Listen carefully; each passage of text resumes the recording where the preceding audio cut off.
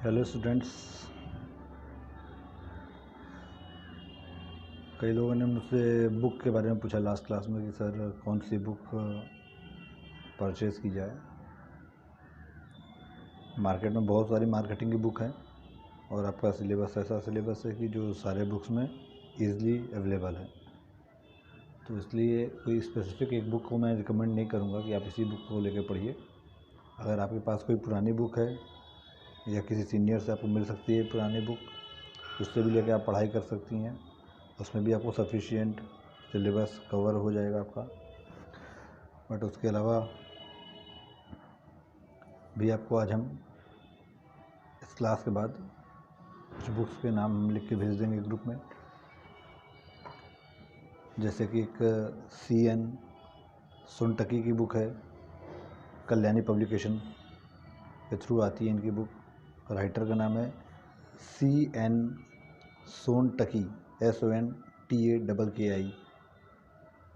अच्छी बुक है। उसके अलावा एक दूसरी बुक है डॉक्टर अजीत कुमार शुक्ला की बुक है, जो कि वैभव लक्ष्मी पब्लिकेशन की है। Doctor Ajit Kumar Shukla, marketing management, Vaibhav Laxmi publication. इसी तरीके से एक बुक है doctor FC Sharma, Rajeev Bansal, SBPD publication ये बुक निकालती है। Doctor FC Sharma, principles of marketing नाम से इनकी बुक होती है।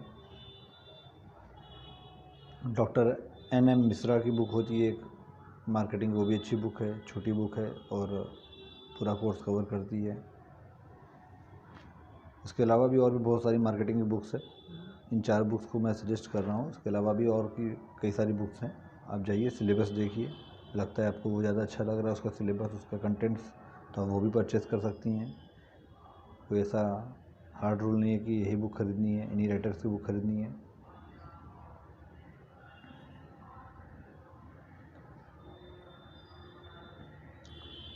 Let's start our syllabus for today. Principles of marketing में आज का जो टॉपिक हम लोग को कवर करना है, जो जानना है, पढ़ना है, वो है scope of marketing. Scope of marketing means कि मार्केटिंग के क्षेत्र क्या क्या होते हैं, वो कौन कौन से क्षेत्र होते हैं जिन्हें मार्केटिंग को कवर करना होता है, या मार्केटिंग के थ्रू हम वो कौन कौन से क्षेत्र कवर करते हैं अपने बिजनेस के। स्टार्टिंग की क्लास में मैंने बताया था मार्केटिंग का स्कोप बहुत ही ब्रॉड है। हमारे बिजनेस में मार्केटिंग का जो स्कोप है, या किसी भी बिजनेस में, किसी भी ऑर्गेनाइजेशन में जो कि सेल परचेज या कंज्यूमर से, कस्टमर से डील करती है, उसमें जो है मार्केटिंग का स्कोप बहुत ही बड़ा है, बहुत ही ब्रॉड है। फर्स्ट क्लास में मैंने बताया भी था, सामान को बनाने से लेके बेचने तक, और यहाँ तक कि सिर्फ सामान बनाना नहीं है, हमें बनाना क्या है, कहाँ बनाना है, किसी लिए बनाना है, ये सब कुछ जो है मार्केटिंग के अंदर ही आता है।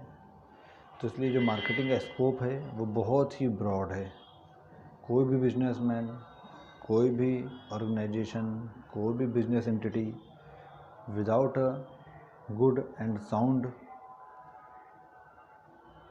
मार्केटिंग पॉलिसी, वो अपने एम्स को, अपने ऑब्जेक्टिव को अचीव कभी भी नहीं कर सकता है वो, जब तक उसके पास एक इफ़ेक्टिव मार्केटिंग पॉलिसी ना हो।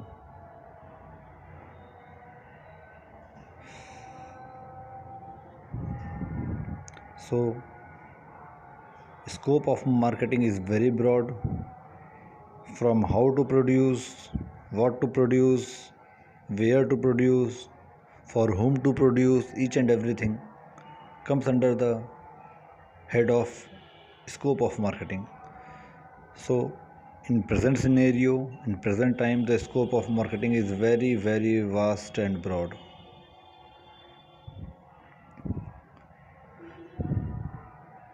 Some of the points in scope of marketing are,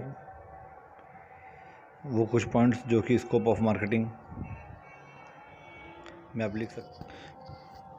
so first point in scope of marketing is to develop the marketing field.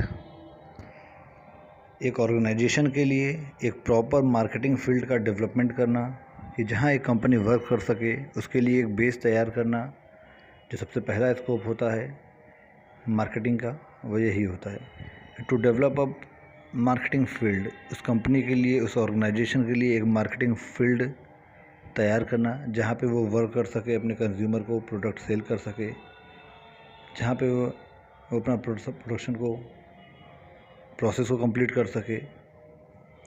Second, to take appropriate actions in course of actions. Means to take appropriate action means कि उस perfect action को लेना ढेर सारे actions के बीच में से। कोई काम करने के कई सारे तरीके हो सकते हैं। जैसे अगर आपको for example, just take an example, अगर आपको कॉलेज से घर जाने हैं तो आपको घर जाने के लिए कई सारे रास्ते पते होंगे। किसी रास्ते को जाने से आपको लंबा पड़ेगा लेकिन ट्रैफिक कम मिलेगा। हो सकता है किसी रास्ते से जाने में आपको वो रास्ता छोटा तो पड़े लेकिन ट्रैफिक ज़्यादा मिले। हो सकता है किसी रास्ते पे आपको छोटा भी रहे, ट्रैफिक भी कम रहे, लेकिन गलियाँ बहुत सकरी रहें और वो रास्ता वहाँ का ख़राब रहे, रोड वहाँ का अच्छा ना रहे। तो इस तरह मार्केटिंग में भी कोई भी आपको काम करने के लिए आपको ढेर सारे ऑप्शंस दिखते हैं, बट उन ऑप्शंस में से जो एप्रोप्रिएट एक्शन होता है, जो एप्रोप्रिएट ऑप्शन होता है, उसको चूज़ करना, ये एक मार्केटिंग का स्कोप है। To take appropriate action in the course of actions means कि जो एप्रोप्रिएट, जो सबसे सही उचित ऑप्शन है, एक्शन है, उसको आप करें ढेर सारे एक्शंस के बीच में से। आपके पास ढेर सारा ऑप्शन है, लेकिन उसमें से आपको एप्रोप्रिएट ऑप्शन, एप्रोप्रिएट एक्शन को सेलेक्ट करना है और उसके साथ आपको जाना है। थर्ड है to intensifying one's feeling of participating in marketing. अपने एम्प्लॉयज़ को इंटेंसिफाई, मोटिवेट कीजिए कि वो मार्केटिंग के प्रोसेस में दिलो दिमाग से, अपने मन से, पूरी ईमानदारी से पार्टिसिपेट करें और उस डिसीजंस को जो आपने लिया है, उस एक्शंस को जो कंपनी ने सेलेक्ट किया है, उसे पूरा मन लगा के दिलो दिमाग से कंप्लीट करें। Fourth, to provide guiding policies regarding marketing procedure and their implementation.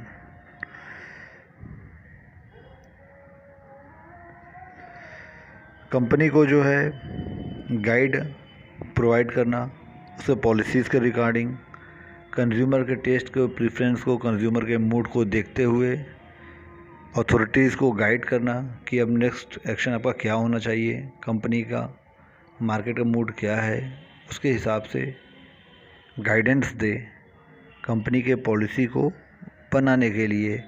और सिर्फ कंपनी के पॉलिसी को बनाने के लिए ही नहीं, उस पॉलिसी को बन जाने के बाद उसे इम्प्लीमेंट करने के लिए, इम्प्लीमेंट मीन्स कंपनी में लागू करने के लिए भी हेल्प करे। Next point, to develop a broader framework for thinking about marketing.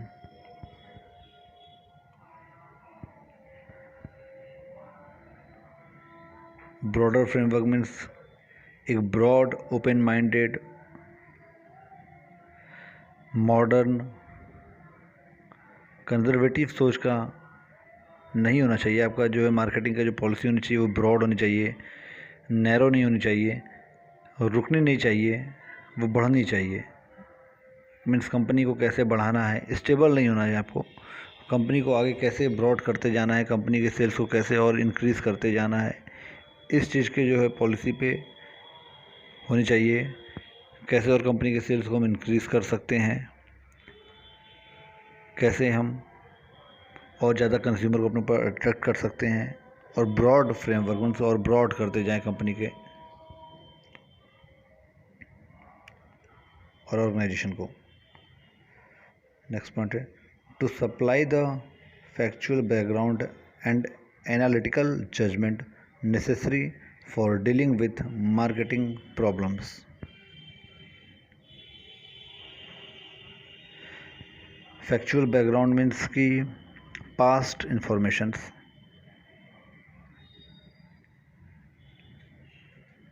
जैसे कंपनी में अगर कोई प्रॉब्लम आती है,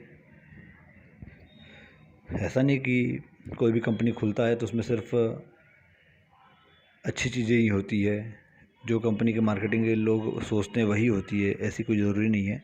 बहुत सारी चीज़ें ऐसी होती है कि जो आप सोचते हैं उसके अपोजिट होते हैं, जैसा आप सोचते हैं वैसा नहीं होते हैं। तो उस केस में ऐसा कोई प्रॉब्लम अगर आता है कंपनी को जो कि पहले से फोरकास्ट नहीं किया गया है, जो कि कोई प्रॉब्लम आ गया अचानक से, तो उसके लिए जो है फैक्चुअल बैकग्राउंड मीन्स के पीछे जाके, पास्ट में जाके, चाहे अपने कंपनी के पास्ट में जाके, चाहे दूसरे कंपनी के पास्ट में जाके सिचुएशन को समझना कि उस समय अगर उस कंपनी के साथ ऐसा सिचुएशन आया तो उसने कैसे हैंडल किया। या फिर हम अपने बैकग्राउंड में जाके, अपने पास्ट में जाके देखें कि हमारी कंपनी के साथ इसके पहले भी ऐसा प्रॉब्लम आया था, तो उस टाइम कंपनी ने कैसे उस प्रॉब्लम को फेस किया था। उनको एनालाइज करना कि कैसे ये कंपनी ने लास्ट में उसको फेस किया था, उसे एनालाइज करने के बाद सही लगे कि वो जो पास्ट में जो तरीके हमारी कंपनी ने इस प्रॉब्लम को फेस करने के लिए यूज़ किया था, या फिर किसी और कंपनी ने जो इस प्रॉब्लम को फेस करने के लिए जो तरीका यूज़ किया था, वो उसको एनालाइज करना, वो अगर सही लगे तो उसे इम्प्लीमेंट करना अपनी कंपनी में, उस प्रॉब्लम जो को फेस करने के लिए, उसे कवर अप करने के लिए और आगे बढ़ने के लिए।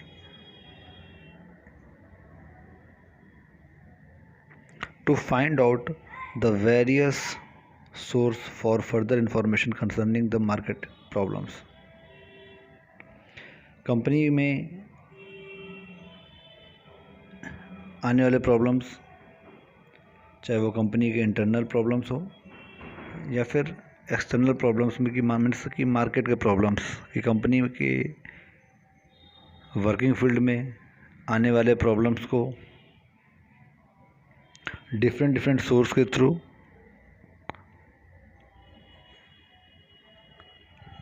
कलेक्ट करना। जैसे कि अभी छोटा सा एग्जांपल लीजिए, जैसे Airtel, Vodafone, Aircel, Tata Docomo, ये सब जो है सर्विस प्रोवाइडर थे, कम्युनिकेशन टेलीकॉम सर्विस प्रोवाइडर थे। जियो के आने का भनक इन लोगों को नहीं था। जियो इन लोगों के लिए एक चैलेंज बन के आया मार्केट में। एयरटेल ने इस चैलेंज को अच्छे से फेस किया, क्योंकि इसको अपने डिफरेंट सोर्स से पता लग गया था कि हमें क्या फ्यूचर में चैलेंज मेरे सामने आने वाला है। एयरटेल को डिफरेंट सोर्स से पता लगा लिया था इन्होंने, और लगाने के बाद इन्होंने अपने आप को तैयार किया कि अगर जियो आता है हमारे लिए जो प्रॉब्लम्स लेकर आएगा, उसके लिए हम अपने आप को तैयार कर ले पहले से। और वो तैयार किया अपने आप को, इसीलिए आज जो है सारे कंपनीज़ के शेयर्स के दाम बहुत नीचे आ गए हैं। बहुत सारे शेयर्स बंद भी हो गए, बहुत सारे टेलीकॉम कंपनीज़ बंद भी हो गए जियो के आने के बाद से। बट ये एयरटेल ही एक ऐसा कंपनी था जो टिका रह गया, जिसके शेयर्स के दाम में बहुत ज़्यादा चेंजेस नहीं आए, क्योंकि इसे इन्फॉर्मेशन आने वाले प्रॉब्लम्स की, आने वाले चैलेंजेस के डिफरेंट सोर्सेज से ये अपने पास इकट्ठा कर लिया था। तो इसीलिए हर कंपनी के मार्केटिंग टीम का ये वर्क होता है कि वो आने वाले चैलेंजेस को कंपनी के अथॉरिटीज़ को बताता रहे, फ्यूचर में क्या चैलेंजेस आ सकते हैं आपके सामने, चाहे वो कंपटीशन से लेके रिलेटेड, चाहे वो कस्टमर से लेके रिलेटेड, चाहे वो गवर्नमेंट पॉलिसी से लेके रिलेटेड, इन्फॉर्म करता रहे, डिफरेंट सोर्सेज से कंपनी को बताता रहे, ताकि वो तैयार हो सके। नेक्स्ट है to apply intelligent and capable application of modern marketing policies.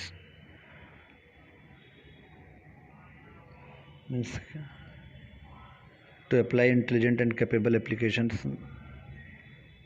एक समझदारी भरा और एक आधुनिक तरीक़ों से कंपनी के पॉलिसीज़ में इम्प्लीमेंट करे, जिससे कंपनी को तेज़ी से आगे बढ़ने में हेल्प मिल सके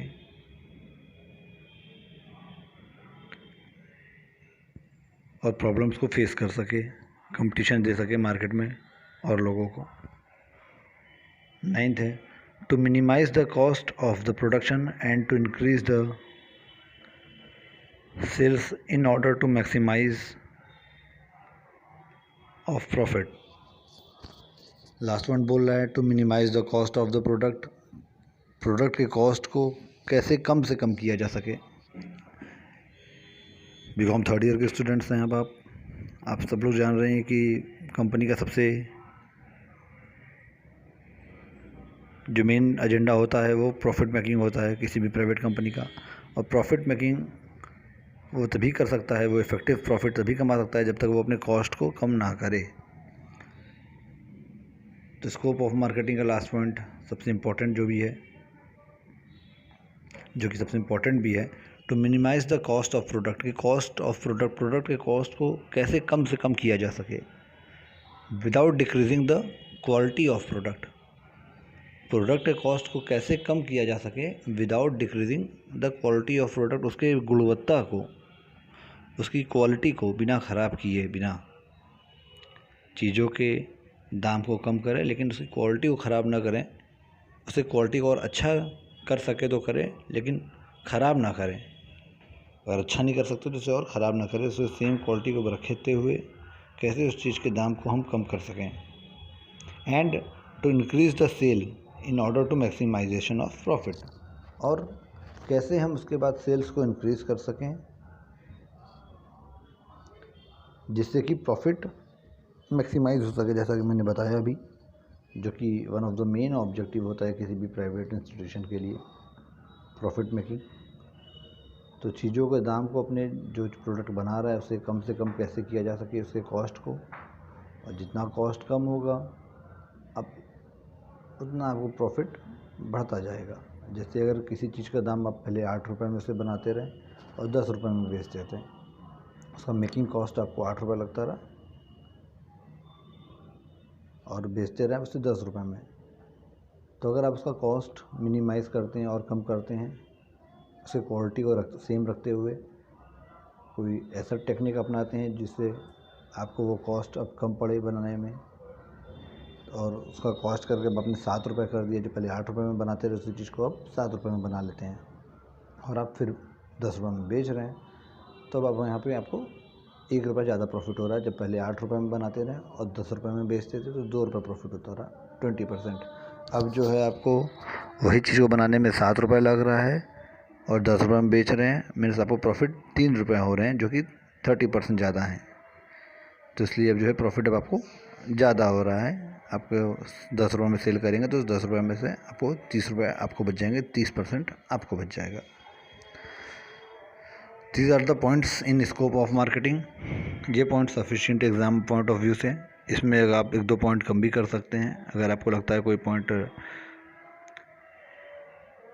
तो अपने हिसाब से इसको आप एलिमिनेट कर सकते हैं, और किसी और बुक में या कहीं और से आपको अच्छे पॉइंट मिलते हैं इससे, तो उसको आप इंक्लूड कर सकते हैं।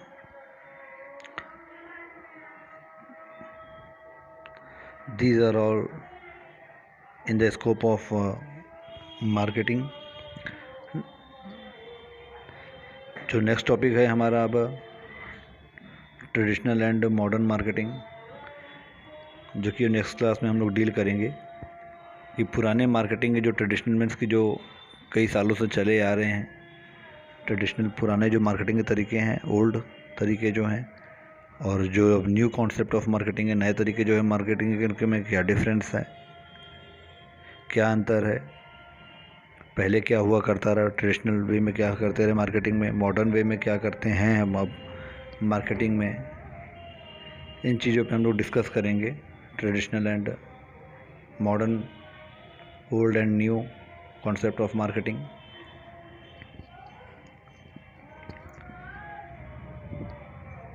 बुक्स के नाम हमने बता ही दिए आपको आज। अभी इस वीडियो के बाद हम आपको बुक्स के नाम भेज भी देते हैं। ग्रुप में। जिसके पास पुराने बुक्स हैं वो ज़रूरी नहीं है कि आप नए बुक्स लीजिए, उसमें मटेरियल मिल जाएगा, आप सिलेबस से टैली कर लीजिए। और नहीं है तो हम आपको बुक्स के नाम सजेस्ट कर रहे हैं, उसमें से आप कोई भी एक बुक ले सकते हैं। उसके अलावा भी कोई और भी बुक और अच्छी लगती है आपको मार्केट में तो आप वो भी सिलेक्ट कर सकते हैं। कोई ज़रूरी नहीं है कि जो हमने बुक बताया वही आप लीजिए।